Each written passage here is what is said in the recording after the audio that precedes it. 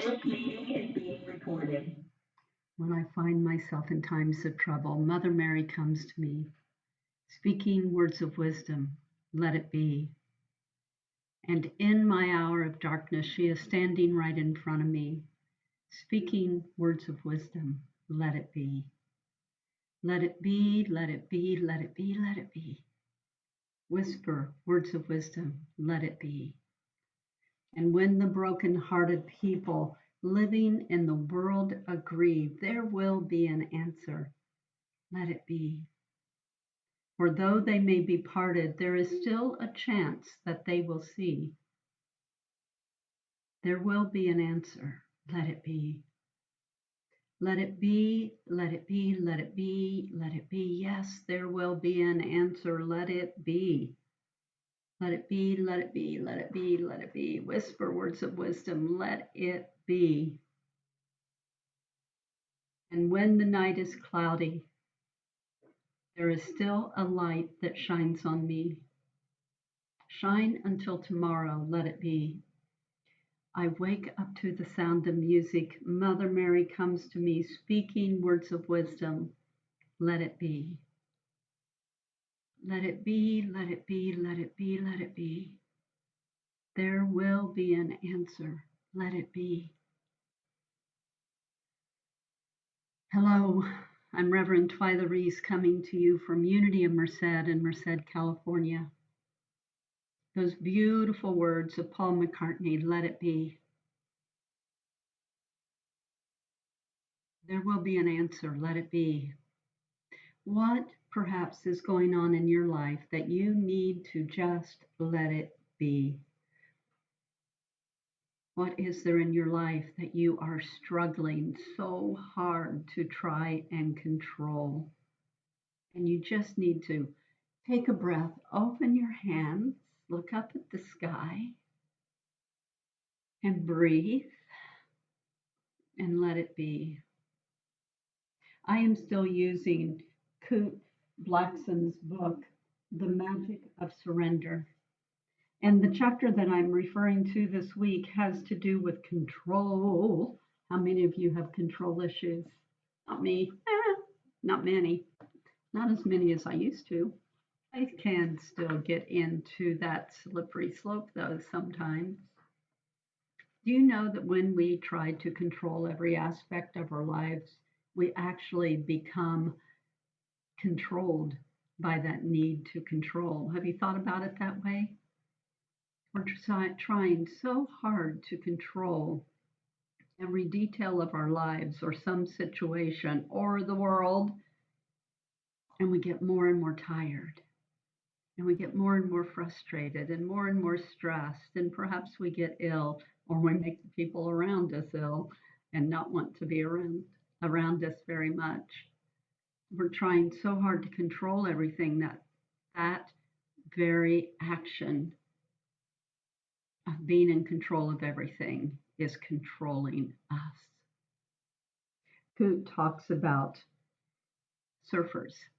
He tells the story of Laird Hamilton and how this amazing surfer who began at the young age of 3, just falling in love with the ocean and surfing at 3 and 5, 6, 7, pushing himself, excelling himself, and learning and growing along the way, that he didn't want to participate in competitions. He wanted to compete against himself to see how far he could excel.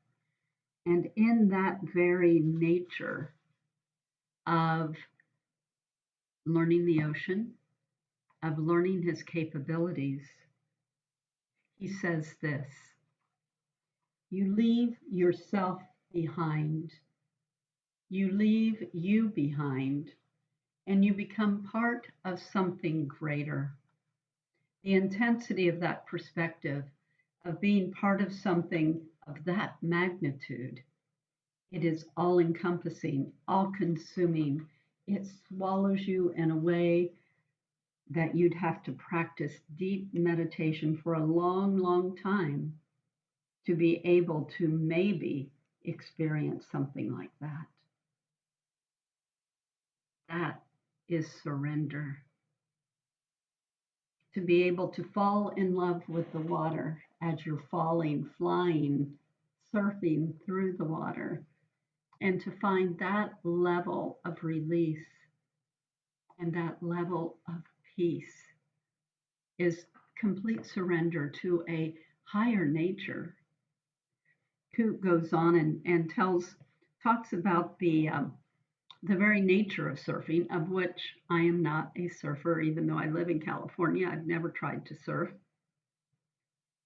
But he talks about how surfers understand that they are not in charge of the wave, that you never see a surfer paddle out into the water and begin beating their hands on the ocean to try and stir up their own wave. You never see them do that. Of course. What are they doing? They're waiting on the wave.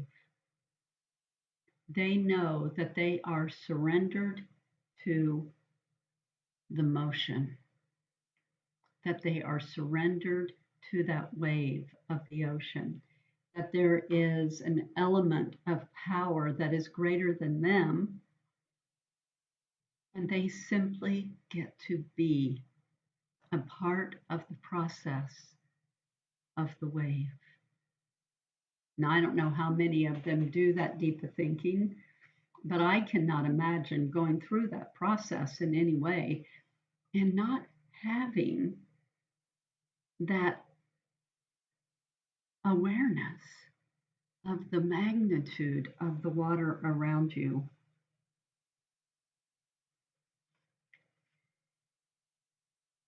Coote says, to surf successfully, you must accept the ocean for what it is. To surf successfully, you must accept the ocean for what it is. To live life successfully, you must accept life for what it is.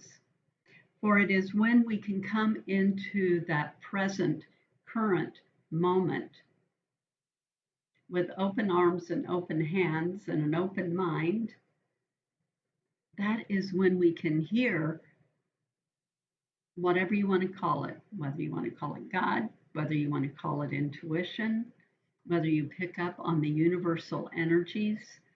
There is a wisdom within the vibration of this thing that we call world that speaks to us. Are you aware of that? Intuition is real. Intuition is not some woo woo thing. We all hear that inner voice sometimes, don't we? An inner voice, an inner wisdom that is helping us, that is wanting to guide us and direct us along the way.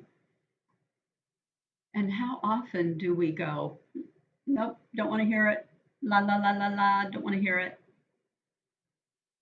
And yet later you learn, oh, that's what it was trying to tell me.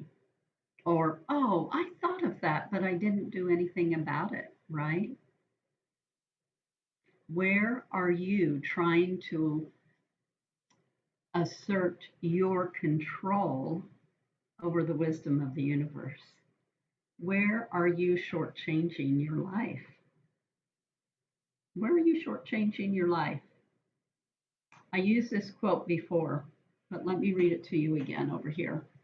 The pressure you put on yourself to get to the place you think you should be, the pressure you put on yourself to get to the place that you think you should be will rob you of the joy of fully experiencing where you are right now in this moment. It's not about how fast you get to your goals, but the person you become in the process itself. Your joy, your peace of mind, your contentment is so much more important than the material goal. It may not seem like it sometimes, but it actually is true. It actually is true. And then he goes on to say that resistance robs us of the ability to embrace all that life is trying to offer us. If we would only open our eyes. Resistance robs us of the ability to embrace all that life is trying to offer. If we would only open our eyes. Oh, remember that old hymn? Open my eyes that I may see. Visions of truth thou hast for me. Open my eyes. Let me take a breath. Let me listen. Let me hear. Let me move forward with a deep connection to universal love, to God, to truth, to wisdom. Again, whatever it is that you call that divine force of goodness that continues to move you forward. What is it that moves you forward? What is it that you want to have to move you forward? What are you moving towards? And in moving towards that desire, what are you willing to let go of, to quit pushing, to let go of any fear, to let go of any doubt? Are you willing to trust that there is a higher order that absolutely has your back, that absolutely has your good? Sometimes, I don't know who wrote this quote. This, I don't have um, this is an anonymous quote for me. Sometimes you just need to let it all go. Sometimes you just need to let it all go. Take a deep breath, focus on what's important, and have faith that everything will work out for the best. Oh my gosh. I need to put that up on every wall of my house, on every mirror.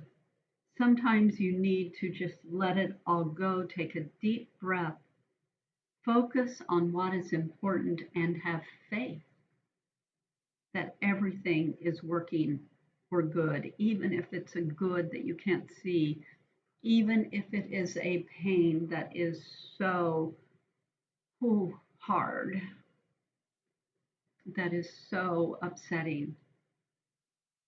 Not to take your grief away, but to at least understand that there is still always good that is happening. When I find myself in times of trouble, Mother Mary comes to me speaking words of wisdom. Let it be. Speaking words of wisdom, let it be.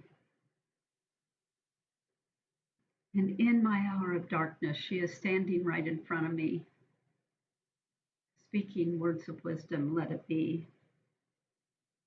And I love the verse that he has. And when the broken-hearted people living in the world agree, let me read that again. And when the broken-hearted people living in the world agree, there will be an answer, let it be. For though they may be parted, there is still a chance that they will see. There will be an answer, let it be. Let us hold that truth for the world. Let us hold that truth for our country, for our communities, for our families, for our world, all the children in the world. Let us see, oh, let us see the people of the world coming together with a beautiful breath of release. And while we're affirming that, let us also see in your individual life you coming to a place where you let go of any resistance to your good. Let us see you taking that breath, focusing on what is important and having faith to just let it be. Thank you for being here with me, and I'll see you next week. Let it be, let it be, let it be, let it be. There will be an answer, let it be. And so it is.